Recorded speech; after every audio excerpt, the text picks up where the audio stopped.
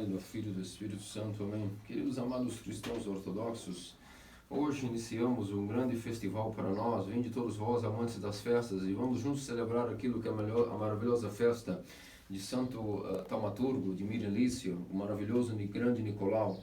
Santa Igreja Ortodoxa tanto honra este maravilhoso santo, que dedica para ele toda semana, um dia especial na semana, assim como o domingo é dedicado para Cristo e sua ressurreição, assim como a segunda-feira para os anjos, todas as milícias celestes, os celestiais, terça-feira para os profetas de São João Batista, as quartas e sextas para a cruz, sábado para Teotocos, quinta-feira, toda quinta-feira de toda semana é dedicada a todos os apóstolos, bispos e hierarcas, em especial São Nicolau, seu Edmir e Cilícia.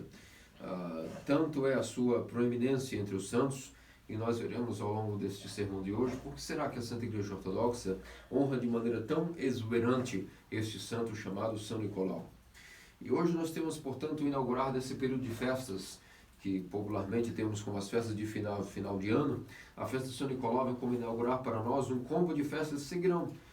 Hoje São Nicolau, depois teremos semana que vem Santo Espiridão dos Triunfos, juntamente com Santa Virgem Mártir Luzia de Siracusa, marcando o final do solstício de verão e inverno nos trópicos para os hemisférios norte e sul. Depois nós teremos a preparação para os antepassados do Senhor e, por fim, aquilo que é a grande festa da Natividade, sua celebração e sua encarnação. Por isso, hoje, digamos que oficialmente a Igreja Ortodoxa, se o mundo tem, vamos dizer assim, uma data que começa, vamos dizer assim, a entrar em clima de final de ano de festa, nós temos uma data exuberante, não por conta de recesso de trabalho, por férias, ou por questões mundanas, visitas a familiares ou viagens, não é isso.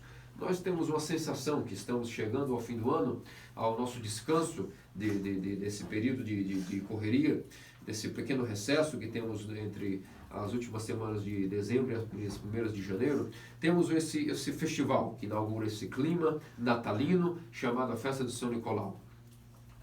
Entretanto, hoje é um domingo e temos que falar, antes da Festa do Santo, temos que falar de maneira principal, claro, do Evangelho de hoje.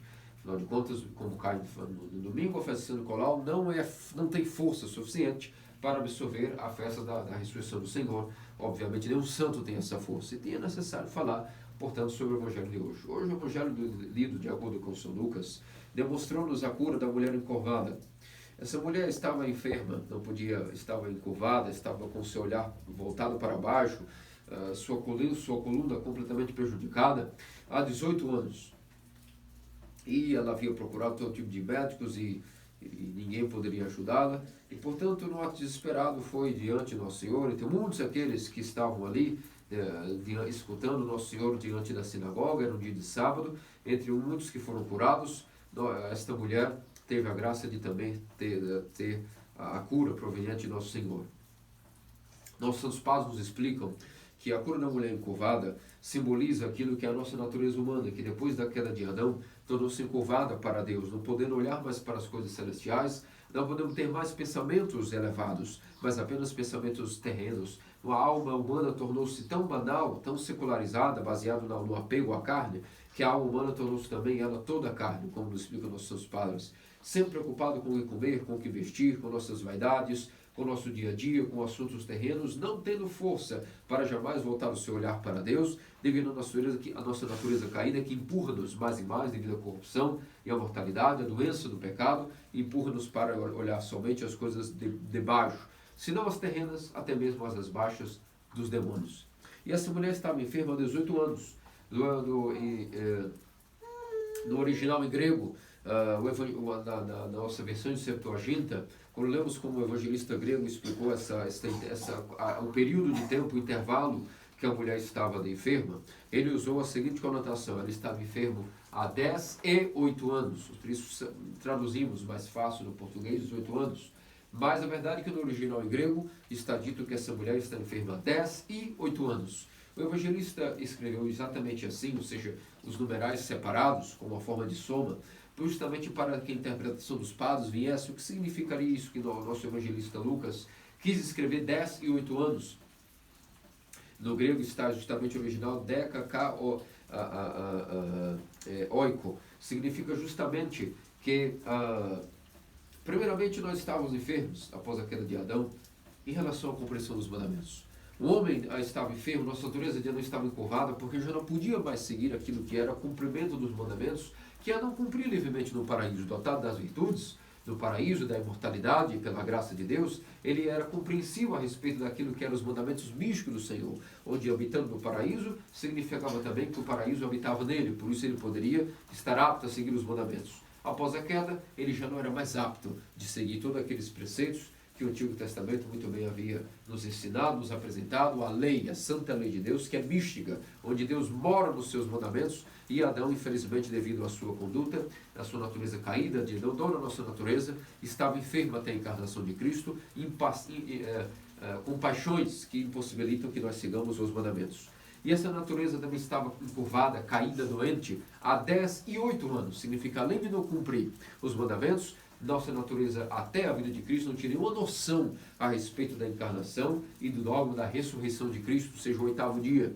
A estar encurvado há 10 e 8 anos, em uma palavra, significa não estar apto a cumprir os mandamentos, como também não ter a capacidade, de maneira alguma, de nem vislumbrar o que seria o dogma da ressurreição, que nós seríamos salvos pela regeneração de nossa natureza, através da vitória de Cristo, de sua vida sobre a morte e morte de cruz, e uma ressurreição única para todos sempre, através da ressurreição de Cristo. Nós participamos dessa mesma ressurreição e todos somos feitos também partícipes daquilo que é a vida eterna.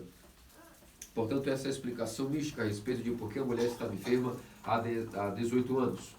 Entretanto, nós vemos que nosso Senhor curou esta mulher em dia de sábado, porque justamente coincidiu de que essa cura ocorreu quando ele estava pregando na sinagoga. Mas vemos que muitas outras vezes, mesmo quando não era dia de pregação na sinagoga, não era, vamos dizer assim, mesmo quando nosso Senhor estava, pregando na sinagoga especificamente, vemos que ele aguarda para curar as pessoas, e isso também dia de sábado. Foi assim com a cura do cego, do cego de vários tipos de milagres que a Escritura diz sobre o cego de nascença, cego Bartimeu. Além disso, também vemos mudos, paralíticos, que sempre nosso Senhor foi curando eles, diante até dos pórticos, das piscinas, dos pórticos de Jerusalém. Essas pessoas foram sempre curadas exatamente em dia de sábado. Parece que nosso Senhor estava querendo provocar, de fato, os fariseus e os escribas, apelando para exatamente escolher o dia que aparecia para curar mais do que os outros dias, em dia de sábado. E isso não era à toa. Nosso Senhor realmente estava dirigindo-se a eles com uma ênfase muito grande dada a esse tema, porque eles estavam realmente caindo em uma terrível pregação de adulteração daquilo que era a verdade para o povo de Deus, aqueles que eram herdeiros da lei de Moisés. E que o problema era isso que Nosso Senhor tinha com eles. Nós vemos que em vários casos da Escritura, Nosso Senhor nunca se dirigiu a eles como se dirigiu hoje a esse fariseu que o pergunta a respeito... Não é bom que seja feito cura dia de sábado. Dia de sábado é descanso. E, portanto, não é porque estás quebrando o sábado. Essa cura não é legítima. Se queres curar, apareça outro dia para curar, não dia de sábado, pois o sábado é o dia de descanso. Vejam, amados queridos cristãos ortodoxos, existem várias maneiras de nós pecarmos. Todo pecado é mau, todo pecado chamamos a quebra da lei. É a primeira maneira de quebrar a lei, isso quando a nossa vontade está superior à vontade de Deus. E por isso nós dizemos que aí há um pecado. Nossa vontade foi imposta acima da vontade de Deus, e isso temos um pecado, quebramos a lei.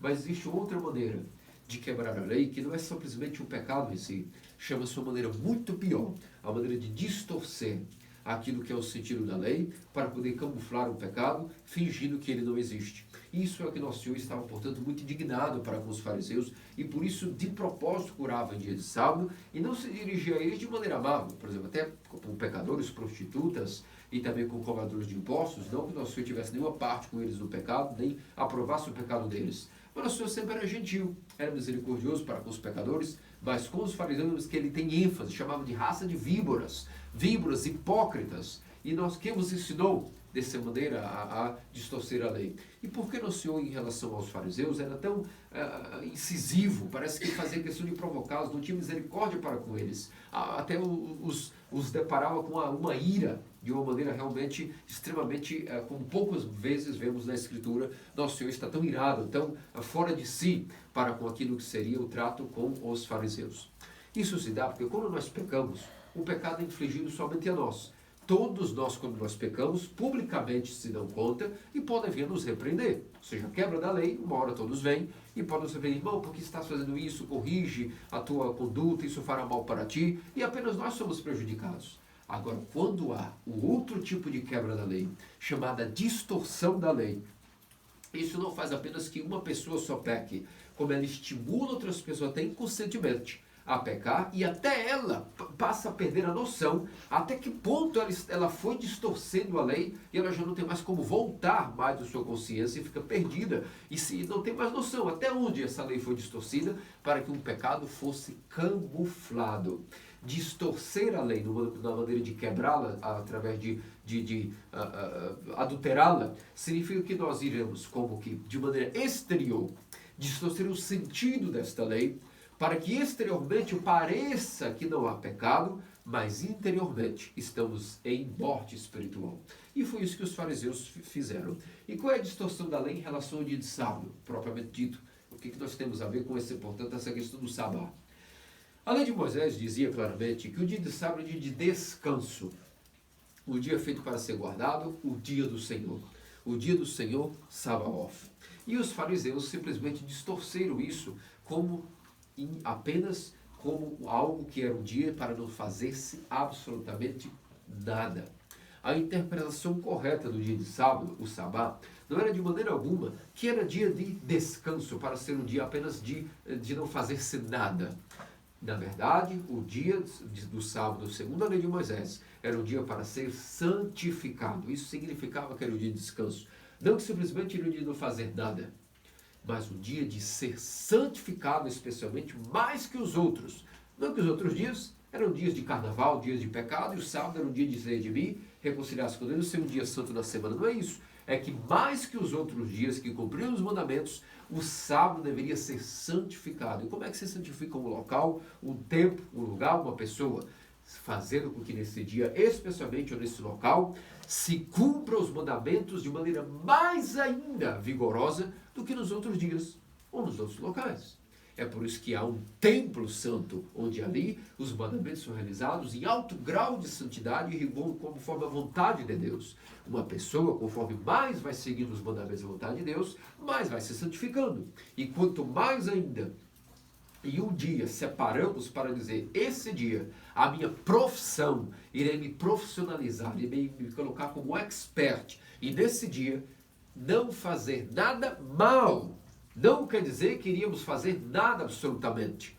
Como o Senhor até os envergonhou, dizendo, até a vossa consciência estávamos dizendo que estás adulterando a lei de maneira hipócrita. Acaso atais a boca de seus bois e de seus rebanhos, de seus bezerros no dia de sábado? Ou dás de comer e de beber a eles para que não passem fome?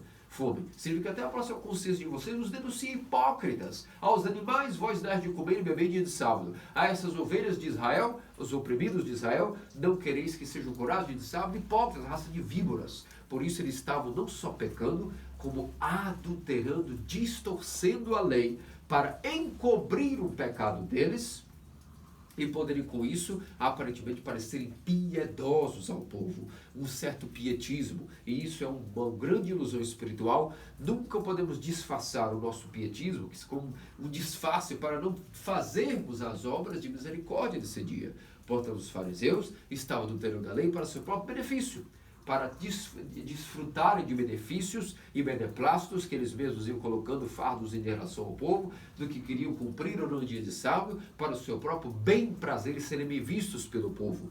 Quando se diz santificar o sábado, significa fazer obras de misericórdia, como Deus é misericórdia, assim como Deus de misericórdias atua através de sua graça misericordiosa, sua compaixão, especialmente para a humanidade, assim também no dia de sábado, todos, através da lei de Moisés, eram convidados a tirar um dia especial para fazer obras de misericórdia. O que mais é o mandamento de Deus? O que mais é a ordem, o comando de Deus? Que vos ameis uns aos outros. Amar ao próximo como nós. Esse é o mandamento maior, que resume toda a lei. Por isso, a vontade de Deus é realizar que o homem realize obras de misericórdia e compaixão para o seu próximo em todos os dias de sua vida, como uma maneira de viver. Mas, especialmente, foi criado o sabá pela lei de Moisés, que nesse dia, além de ir ao templo, obras de misericórdia e compaixão fossem realizadas muito mais que os outros dias, esmola para os oprimidos, caridade, visita aos enfermos, visita aos presidiários, atenção às viúvas e aos órfãos especiais nesse dia do sabá. E não é isso. que os fariseus estavam pregando, mas sim um dia de descanso para no sentido de não fazer absolutamente nada. E esse nada significa não fazer obras do mal, mas sim, e claro, partir para fazer obras de misericórdia, santificando, portanto, o sabá, cumprindo o mandamento de Deus, que acima de qualquer ordem, disse para nós que nos amemos uns aos outros, e por isso, para agradar a Deus, cumprir os mandamentos, santificar o dia, mais obras de misericórdia devemos fazê-lo. Hoje, atualizado para nós no cristianismo ortodoxo, todos os dias de festa e domingos são nossos dias dos sabáticos, nossos dias santos, onde no dia de festa, no dia de domingo, não é dia apenas de ir ao templo, é dia de mais do que os outros dias, visitar os órfãos, visitar os pobres, dar esmola, correr para dar a palavra do Evangelho a quem não ouviu, discutir com a família em casa e a esposa as interpretações dos Santos Padres para aquele domingo, para esse mais fixado. O sermão nos dá uma ignição para que comecemos a meditar sobre aquele Evangelho do dia, mas isso deve ser comentado no jantar, na ceia, sem aparelhos eletrônicos, sem celulares, sem televisão, tudo sem rádio, tudo desligado, e durante a semana comentarmos sobre o Evangelho do dia, comentarmos sobre os santos daqueles dias, por exemplo, o dia de festa em relação ao Teotocos, qual o contexto daquela festa, seu nascimento, sua apresentação no templo, a sua ascensão, sua dormição, a mesma coisa a vida de Cristo, a circuncisão. Essas coisas são feitas pela igreja, não para serem cumpridas apenas no templo, e depois descansemos e não façamos nada dizendo,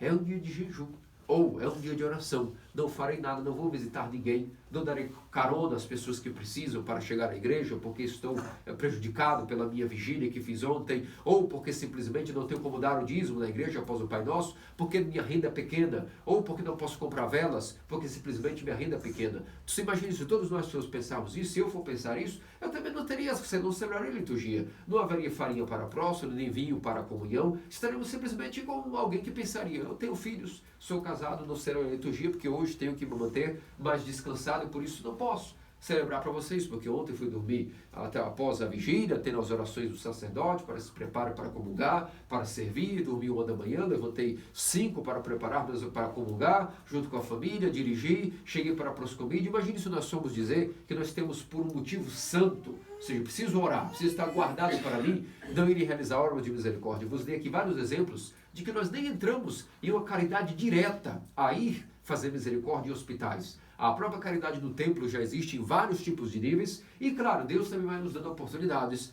e por isso, após a liturgia, não saímos correndo como bestas que foram liberados ao curral para comerem, mas ficamos um pouco mais na Eucaristia. A Eucaristia significou a refeição em ação de graças pelo sacrifício que foi oferecido. Ninguém pode desligar simplesmente a liturgia e correr para casa acelerando o carro, como muitos fazem. É o momento de sentar e ficar na trapeza, comentar um pouco. Claro, alguns têm que trabalhar, mas ao menos um mínimo momento de aconchego, de meditação com os irmãos, isso também é cumprir o sabá. Ou seja, são infinitas maneiras. Além, claro, da esmola ao pobre, sair de preferência quem pode para ir ao hospital nesse dia, para visitar um amigo, uma viúva, enfim, estar em estado de graça pelo fato de estar realizando misericórdia e compaixão como fruto dessa suposta graça criada que comungou e recebeu na vigília nos Santos Dons. E não para dizer, estou cansado. Foi um dia santo, um dia que foi cansativo, fiquei de pé, e por isso agora tenho que ir à minha casa dormir.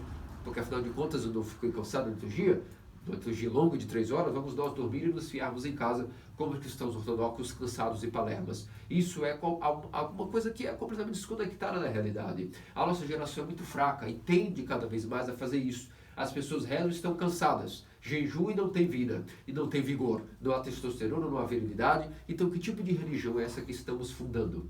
Como nessa semana mesmo nós lemos um trecho da vida de São João de Constância, Minha Vida em Cristo, onde ele diz, ó geração de cristãos, dessa maneira os sacramentos vão morrer completamente para vocês e o cristianismo morrerá para vós, desaparecerá em vossos corações e depois em vós mesmos, devido a essa falta de entendimento do que é viver santificando o dia do Senhor, ao menos nas festas dos domingos, para que tenhamos referência do que é que nós vamos viver nos outros dias. Por isso a igreja apela para que tenhamos um dia sabático, as festas dos domingos, para que ao menos tendo esses dias como uma referência, os outros dias, fracos que somos, não conseguimos manter o mesmo nível de misericórdia e compaixão, mas vamos aumentando de graça em graça essa maneira de viver, essa habilidade que passa a ser aprendida, é um treino que a igreja vai nos dando e é a melhor vida do mundo, quando entendemos o que significa viver no dia sabático. Completamente esse ensinamento diferia do que os fariseus pregavam. Um dia que por jejum e oração não fazemos nada. Ficamos em casa, afinal de contas é um dia de não fazer nada. Descanso absoluto. Nosso Senhor ficava irritadíssimo, ao ponto de dizer, raça de víboras, hipócritas, quem vos ensinou isso? Por isso, para provocá-los, ele mesmo cumpria o sabá dele mesmo. Dizia à mulher, estende tua mão, e a mão ressecada voltava a ficar viva. A um cego dava a visão, a um coxo dava o movimento, a um paralítico fazia levantar-se, a um morto ressuscitava em dia de sábado. Para mostrar esse dia, mais do que todos que eu que dei a lei, vou cumprir o sabá, mais do que qualquer um pode cumprir. Porque esses milagres que eu realizo, ninguém pode realizar. E eu estou dando os exemplos, filhos meus. Cumpro o sabá, eu que dei o sabá, encarnei e agora cumpro ele mais do que qualquer um. E agora saiam vós também em vossas vidas para imitar-me. E aprende de mim que sou manso e humilde de coração. E aos fariseus envergonhava dizendo, não, estás distorcendo descaradamente a lei. Esse dia é um dia de misericórdia e de compaixão e não um dia de ócio. Por conta de estarmos piedosos, cristãos ortodoxos. Esse pietismo disfarçado, claro, de boa intenção, na verdade só mata e leva a uma fé sem frutos e a fé passa a ser um costume. Domingo a domingo estamos apenas querendo cumprir uma obrigação religiosa e não entendemos o espírito por dentro da lei. É por isso que quando nós quebramos a lei em pecado, quebramos ela em um nível, ou seja, não fizemos a vontade de Deus, quebramos o mandamento. Mas como nós distorcemos a lei, nós estamos quebrando ela no nível mais profundo. Estamos não só distorcendo a letra, mas até matando o espírito por trás da lei, que era o que os fariseus estavam especializados. E é por isso que nosso Senhor, para revivar a lei, dar o espírito novamente à lei, nos ensinava isso através de seus ensinamentos, seus milagres e seus exemplos.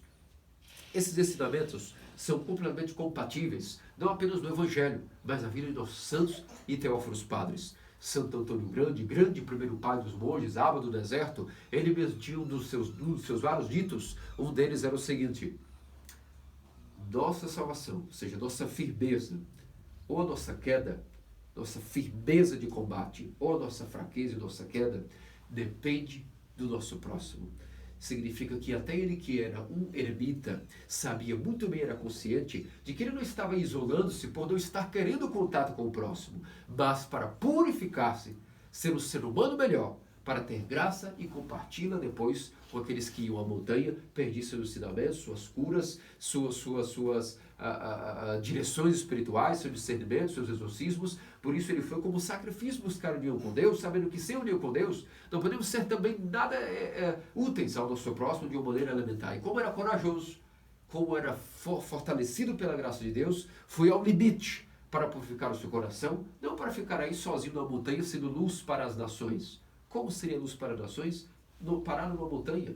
Depois descia da montanha e aos pés de sua montanha ouvia seus discípulos e depois os discípulos eram orientados como poderiam atender aquela população de pessoas que iam, egípcios, gregos, de pessoas de todo o mundo, para pedir conselhos. Então ele sabia muito bem o que estava fazendo. Ele disse, de nosso próximo depende a nossa salvação. Em que sentido? A firmeza ou a nossa queda depende do nosso próximo. Em que sentido? A nossa caridade ao próximo, a nossa iniciativa em relação para aquele que determinará se estaremos na hora da tentação firmes, agarrados em Cristo, ou completamente moles e superficiais na hora das tentações. Depende de como vivemos com o nosso próximo. Além disso, São João Clímaco, em sua própria escada para o céu, há um trecho onde um certo discípulo o interpelou dizendo, ó Abba João, quando nós estamos em oração, mantendo a Ezequiel, a oração no coração, e uma pessoa venha nos pedir ajuda, claro, não ajuda supérflua, uma ajuda ridícula do mundo, mas uma ajuda urgente realmente, que é de necessidade urgente, devemos, naquele momento, interpretar isso como uma tentação e não abandonar a nossa oração, ou devemos sim baixar da nossa oração, voltar para aquilo que é a nossa condição e ir ajudar e dar a mão ao próximo. E para a surpresa de muitos, uma vez que João Clímaco era o pai da oração, o mestre da exíquia, para a surpresa de muitos ele disse, deveis imediatamente abandonar a oração e seguir para a urgência do próximo. Por quê? Porque nossos santos padres nos explicam que quando nós estamos supostamente por um pietismo, uma piedade, usando isso de escape e desculpa para não ajudar o próximo, essa oração não será tão pouco aceita a Deus. Por exemplo, estou lá rezando minha cela, minha casa, de repente chega um mendigo, pede-me ajuda, e claro, com todos os sedimentos que o século XXI requer, devido à complicação de nosso século, que até isso é complicado hoje em dia, mas suponhamos que uma pessoa em necessidade, por exemplo, uma mamá, manda, estou lá para dar luz, padre, e pode me levar ao hospital, não tenho carro, ninguém me ajude, meu marido está trabalhando. É conveniente que eu diga, não, desculpe, eu estou no momento de minha oração, estou santificando-me, não há nada mais sagrado que a minha oração.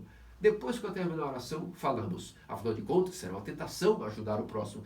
Isso significa que esta minha oração a partir daí não será aceita por Deus. Ao contrário, se naquele momento descemos do nosso altar, paramos as nossas prostrações e vamos atender ao próximo, essa atitude de caridade será recebida por Deus como oração, como oferenda agradável, um incenso espiritual, uma oferta aromática de bem-agrado ao Senhor, que interpretará essa ajuda ao próximo como oferta agradável, um incenso oferecido a Ele, puro, que subirá ao céu, tão quanto a oração. E depois que tudo passar, que a pessoa em necessidade for ajudada, então, quando um dia eu voltar a orar, perceberei que um milagre ocorreu dentro da minha oração. Essa oração foi duplicada em força e audácia e ousadia diante de Deus. Percebe-se isso? Quanto mais fazemos caridade, sincera, claro, não para aparecer, a nossa oração, quando vamos orar, ela está duplicada de força.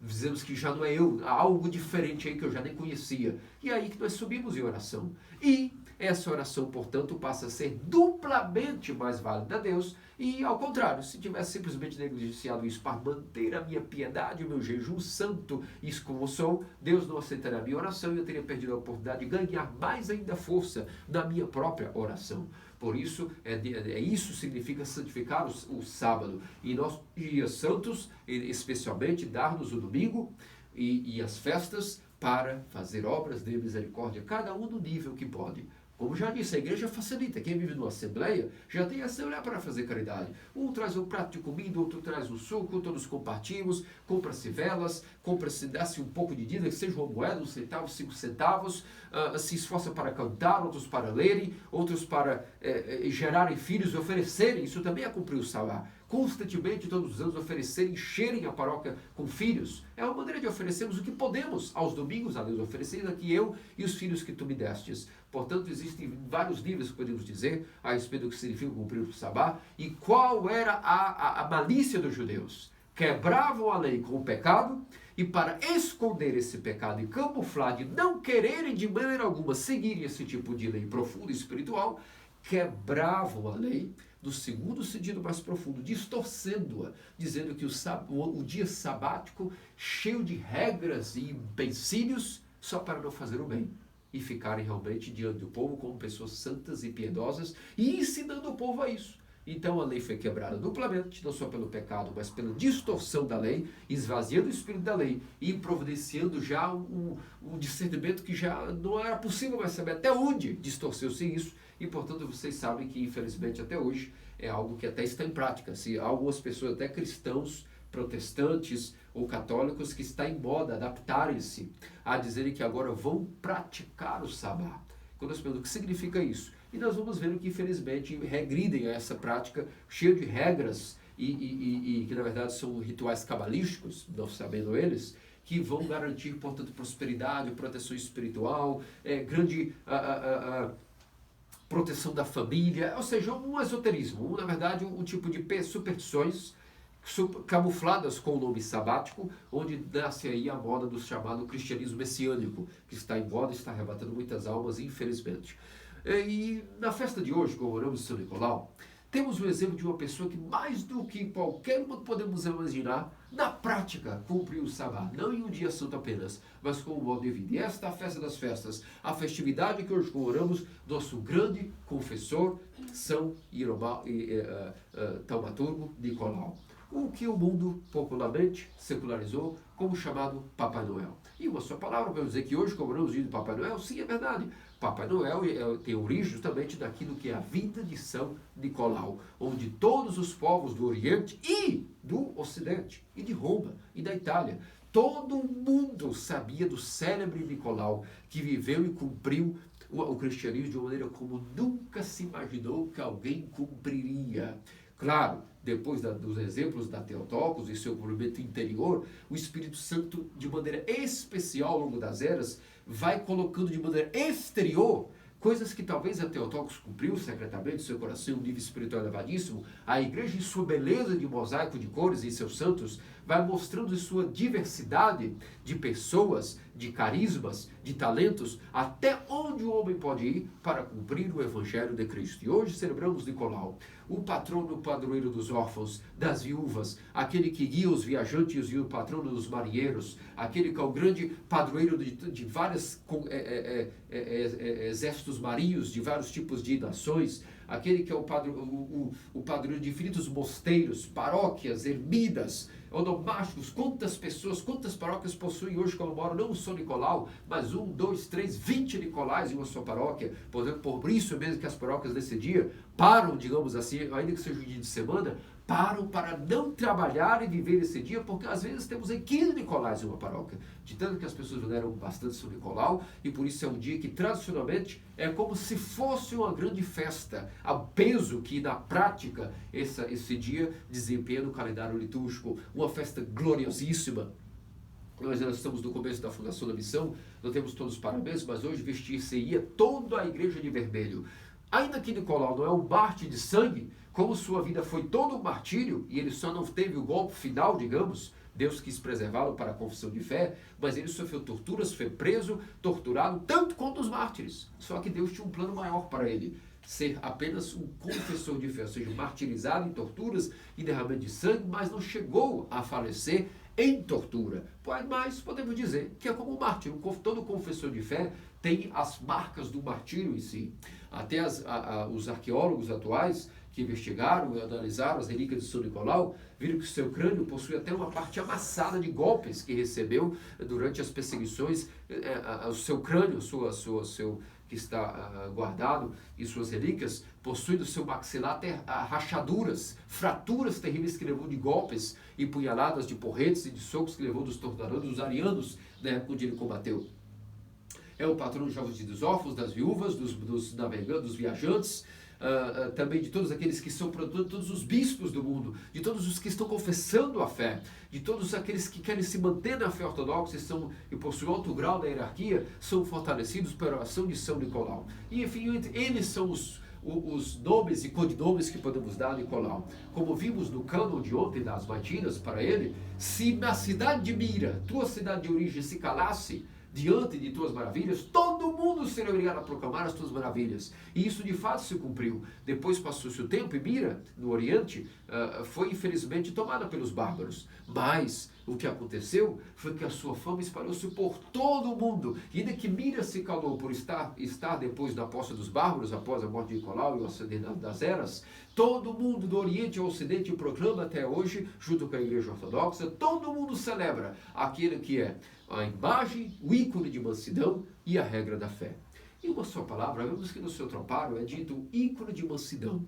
Quando a igreja nos diz que Nicolau, por exemplo, um dos seus atributos, e esse tropário composto a ele, é o tropário que é agora modelado para todos aqueles que são grandes hierarcas e confessores. Ambrósio de Milão tem esse mesmo tropário, mas isso foi composto, essa melodia, especialmente para os atributos de São Nicolau, comemorado todas as quinta-feiras de todas as semanas do ano. Por que o ícone de mansidão? Não quer dizer apenas que ele era uma pessoa mansa, ou seja, do que nós conhecemos como mansidão humana, que era manso, gentil. Sim, isso sim. Mas quando a igreja quer dizer em seu tropário que era o ícone de mansidão, ela está afirmando uma coisa mística, uma característica, ou seja, não usou a palavra tu que és manso, tu que és mansíssimo, ó Nicolau. Não, ícone de mansidão. A igreja está nos dizendo uma das características dos grandes dons do Espírito Santo de Nicolau. Para uma pessoa chamada ícone de mansidão, significa que ela é a imagem total e completa, sem nada a faltar, do protótipo.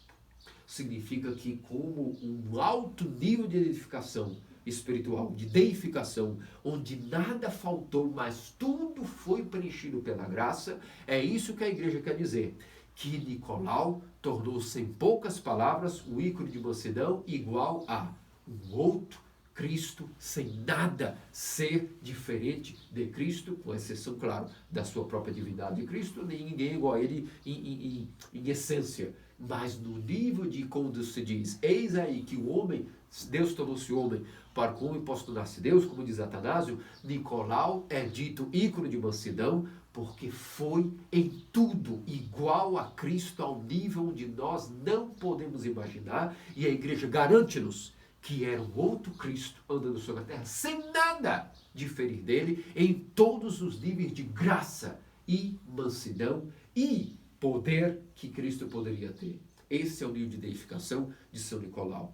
Por que ícone de mansidão? Por que essas palavras para exemplificar isso que quero vos dizer? Ícone de mansidão igual a imagem e semelhança total, sem nada faltar, do protótipo. Por quê? Do protótipo sendo Cristo, claro.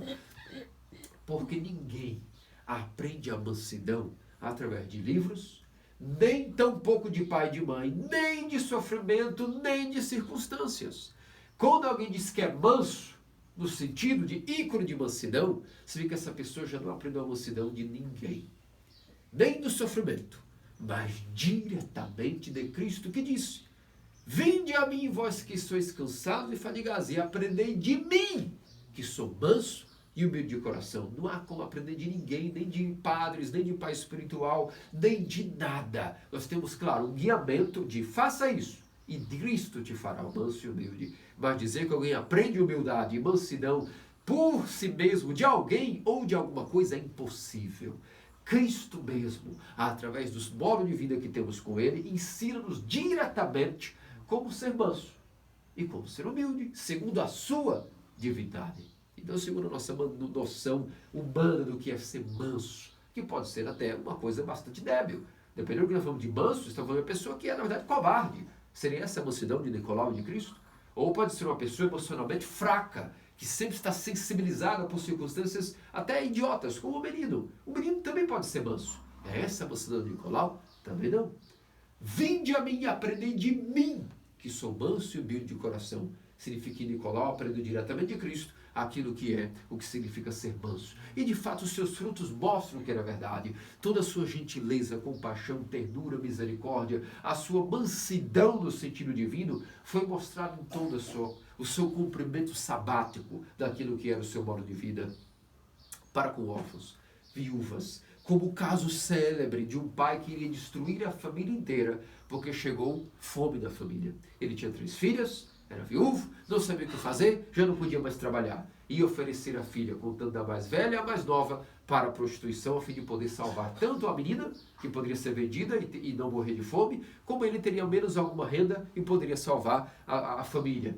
E então, vocês todos sabem que isso deu origem a uma grande lenda do Papai Noel, que supostamente entra pela chaminé e fica emperrado e deixa presentes. Qual foi a origem disto? A origem de que, em certa ocasião, esse pai, portanto, decidiu seus pensamentos. Chegou ao limite a minha condição financeira, eu já não tenho mais o que fazer. Ou eu vendo minhas filhas, para que elas até tenham uma profissão e não morram comigo, ou eu e ela, todos nós morreremos de fome. E ele pensou, e naquela noite seguinte ele disse, vou pensar, vai me doer muito, mas amanhã de manhã chega, eu irei dar a filha mais velha para a prostituição. E então nessa noite, secretamente, São Nicolau, disfarçadamente, deixou um saco de ouro igual à quantia pela qual a filha mais velha ia ser vendida, pela janela da casa, secretamente se foi. Depois disso, o homem ficou lisonjeado com aquele suposto milagre, mas não era suficiente para salvar a família da fome. Ele disse, bom, na segunda eu farei a mesma coisa. Então, já a mais velha será poupada, mas venderei então a do meio. E São Nicolau, conhecendo os pensamentos desse homem para salvar a filha, a segunda filha, também, secretamente, durante a noite, jogou um saco de moedas de ouro, que também era a quantidade que estava acertada para vender a segunda filha.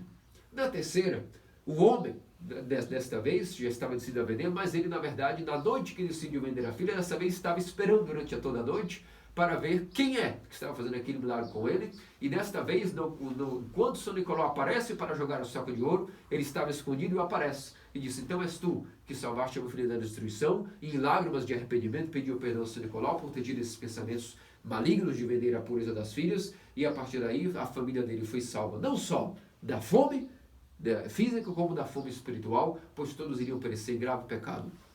E daí isso deu origem ao que Papai Noel, ou seja, sempre deixa, Papa Noel, ou seja, Papa Nicolau, sempre deixa para as crianças e para os necessitados, os órfãos, os oprimidos, aquilo que são necessidades. E isso não só naquela ocasião, com muitas outras ocasiões, Nicolau administrava a sua diocese para que nem o pobre passasse necessidade, e conseguiu isso, que todos os pobres de sua diocese de Mira e Lícia pudesse ser provida, os pobres serem, os ricos, os que tinham mais, serem evangelizados para compartilhem com os mais necessitados. Ao mesmo tempo, quantas vezes até na prisão, quando o próprio imperador Constantino, por algum motivo, houve um certo desentendimento do império, ele condenou injustamente um homem à prisão. E São Nicolau sabia que esse homem era inocente. E no momento que encarcerado com as correntes, esse homem ia receber o golpe final, ia ser uma execução injusta, São Nicolau colocou-se diante daquela espada e segurou a espada, e nisso, com essa grande ousadia, pôde realizar o milagre de provar a Constantino depois, que averiguasse melhor os fatos, e Constantino chegou à conclusão de que esse homem era inocente. Depois aos marinheiros, que outras vezes foi visto, até mesmo em alto mar, ou seja, não estando ali naquele local, bilocou-se para marinheiros que estavam com navios perdidos em alto mar, não sabiam para ir, devido às ondas daquela época. Então aparecia-se muitas vezes segurando o leme da embarcação e manejando o leme para que o barco pudesse sair das ondas e encontrar novamente o caminho de casa, e quando olhava ele já não estava mais, ou seja, havia bilocado-se. Quantos outros infinitos casos milagrosos temos de São Nicolau a respeito de quanto ele foi manso e humilde, cuidando do seu rebanho de órfãos e viúvas, oprimidos, necessitados, famintos, viajantes e etc. O grande caso de como ele ascendeu ao trono episcopal mostra muito bem que era um eleito de Deus. Ainda que era sacerdote da diocese do seu tio, que era bispo, partiu para a peregrinação em Belém, onde passou aí os seus anos de juventude e asceticismo, e depois voltou para a sua diocese, e o bispo e o pai, o tio dele disse: agora tomas conta dessa diocese e eu agora farei a mesma coisa que tu fizeste.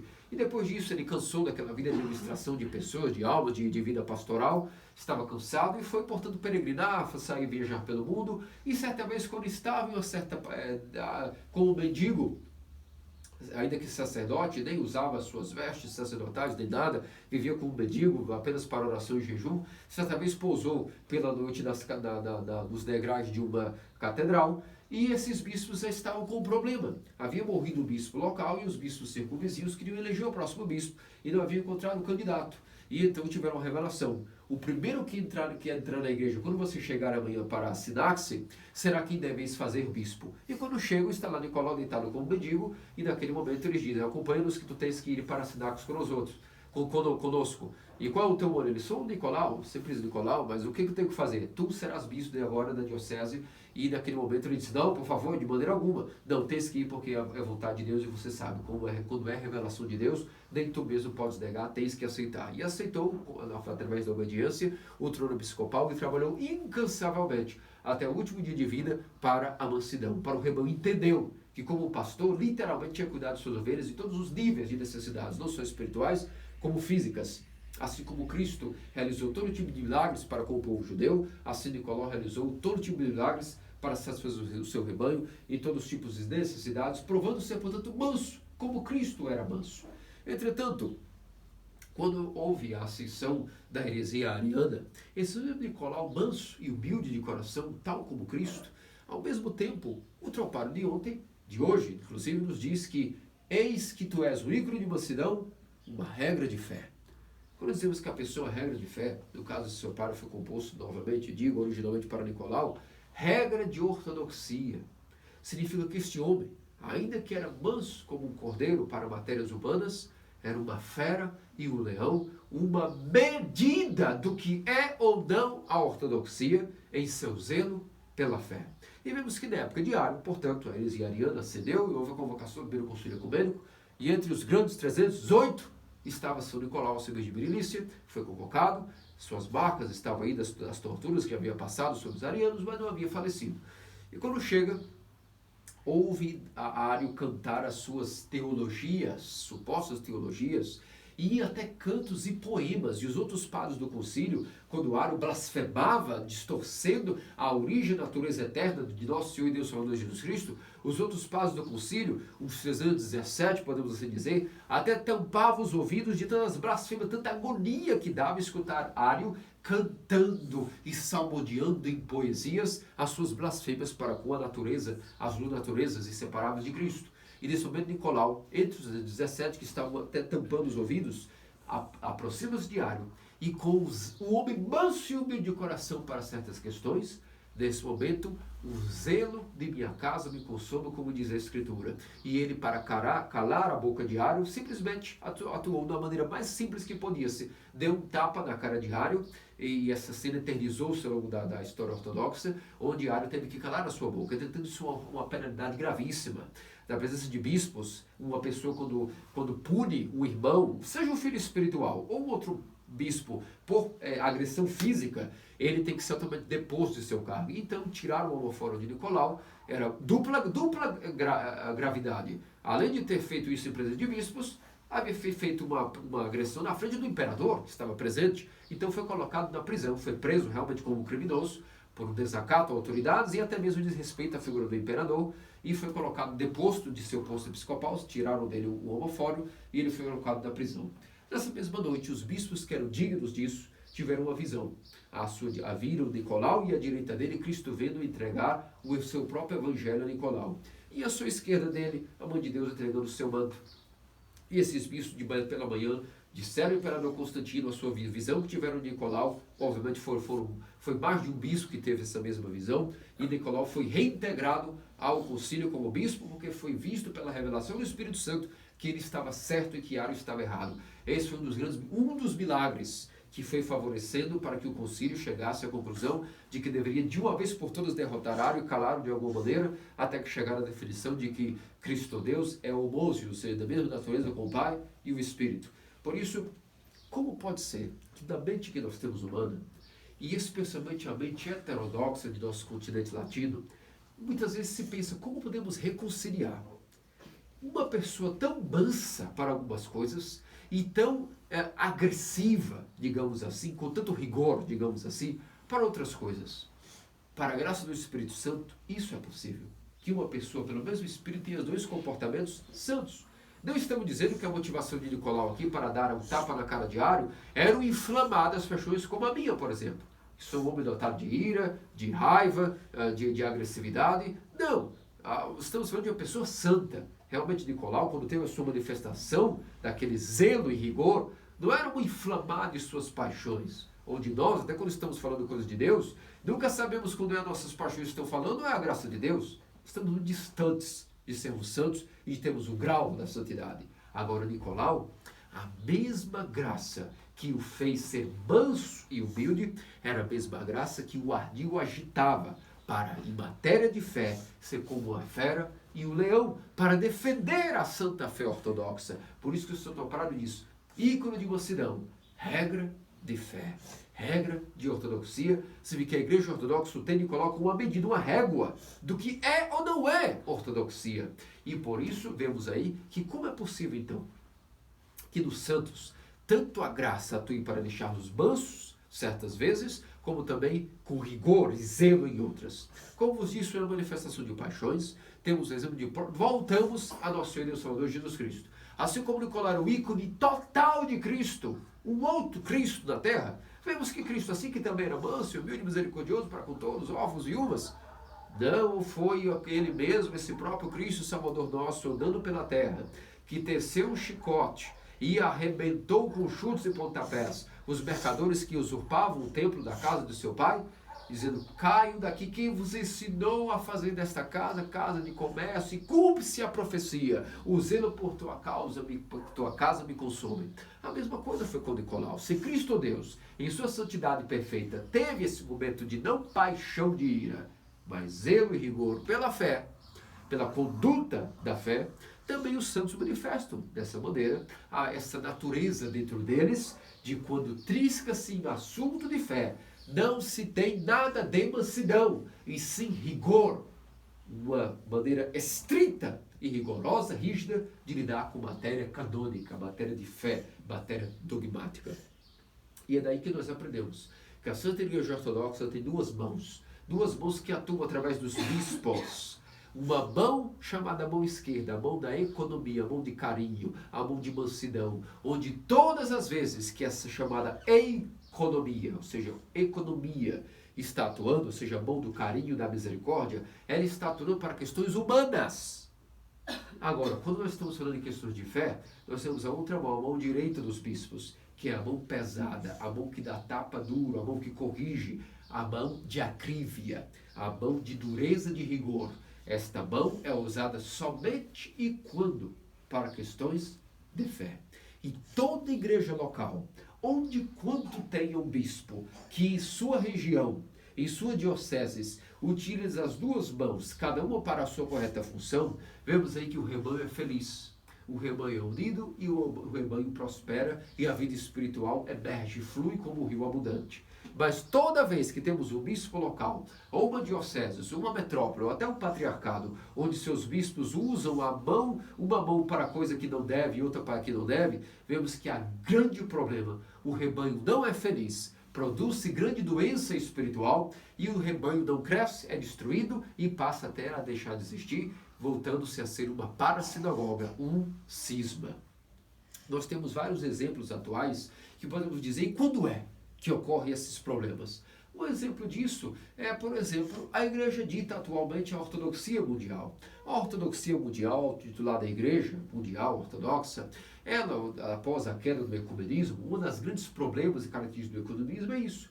Eles dizem que a mão esquerda, que deve ser utilizada para matérias, na verdade, humanas, de misericórdia, deve agora ser usada para sermos bastante misericordiosos nas questões dogmáticas, que as coisas podem ser relativas, que talvez não é necessário ser tão rígido em relação às questões de matéria de fé e doutrina, mas que a doutrina também deve ser colocada sob economia. E de economia em economia, nós chegamos na era da liquidação. Ou seja, de tanto fazer economia, nós chamamos uma piada.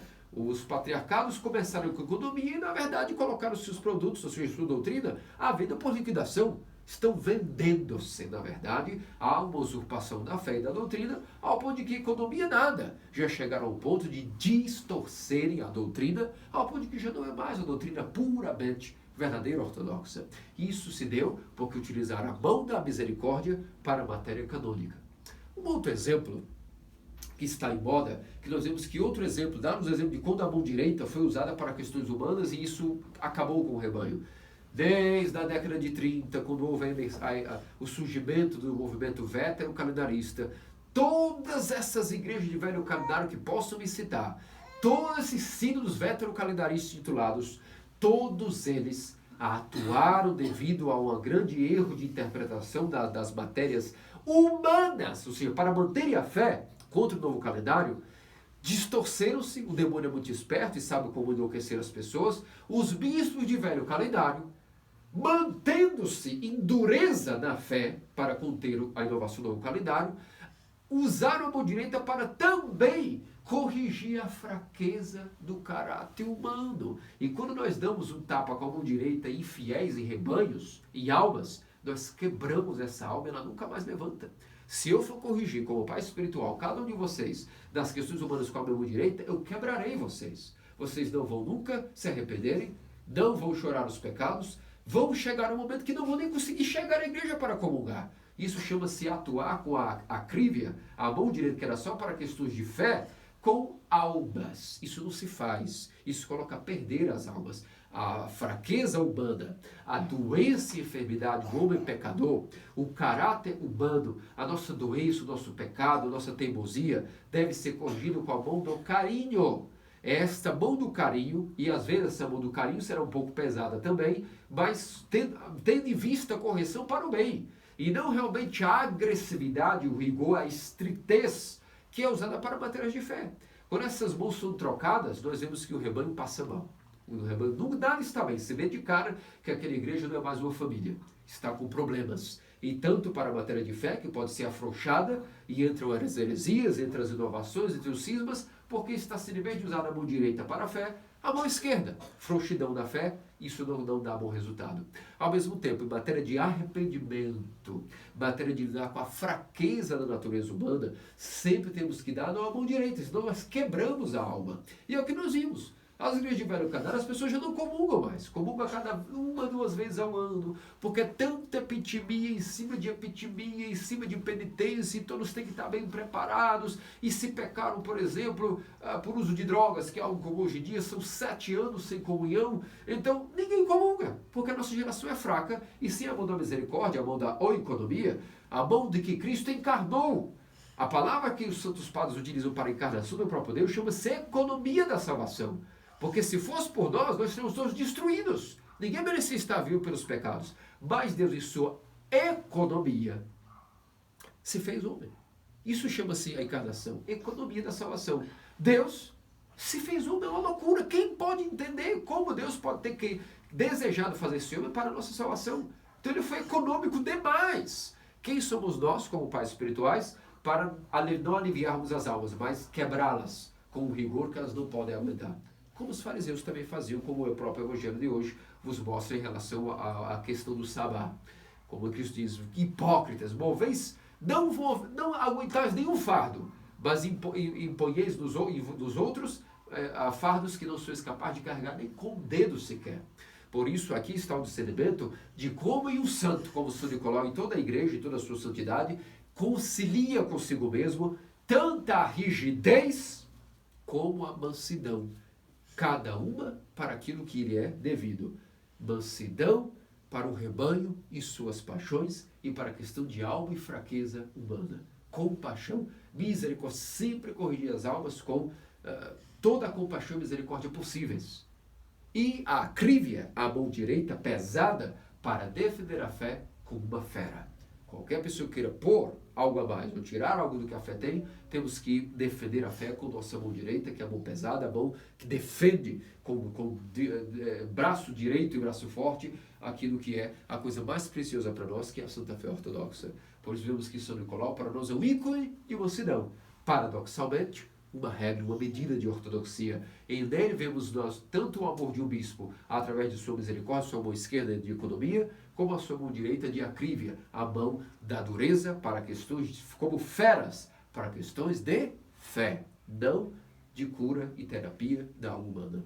Por isso, meus amados cristãos ortodoxos, São Nicolau é um exemplo maravilhoso para nós de como ser um perfeito cristão ortodoxo, como ser um perfeito hierarca, um perfeito sumo sacerdote, um perfeito taumaturgo, um perfeito anárgiro, um perfeito cuidador das deficiências humanas e um perfeito confessor de fé. É por isso que essa festa é grandiosa, por isso que as graças desses santos são inabaláveis. É por isso que não há uma pessoa que eu conheça, que indigno sacerdote que sou, que rezei por essa pessoa, São Nicolau, que arrumasse um emprego, uma casa, nunca deixei de ser ouvido, pecador que sou. Se São Nicolau ouve, eu que sou terrivelmente pecador, quanto mais ouvirá vocês, que são pessoas recentes da fé, mais jovens do que eu, têm menos pecados do que eu, são mais inocentes do que eu. Apegue-se apenas a São Nicolau, o grande taumaturgo, ele nunca vos abandonará. Nunca faltará pão, nunca faltará comida, nunca faltará bebida, nunca faltará até diversão, até entretenimento, ideias, visão de vida, negócios, bem-estar, ânimo acima de tudo. Para viver a vida de São Nicolau, só uma palavra: ânimo, coragem, esplendor, energia.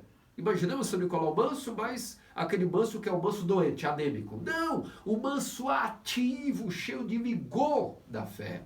Rigor para as coisas da matéria de fé e vigor para lidar com o rebanho. Ou podemos imaginar que uma pessoa como São Nicolau era simplesmente cabisbaixo, doente, pensando em si mesmo, em quantas horas dormirá, o que comerá, o que não comerá. Claro, a abstinência de si mesmo, total, negação de si, em prol de viver para o próximo. Por isso, foi dignificado de ter uma imagem e semelhança total com o Criador e ícone de mansidão.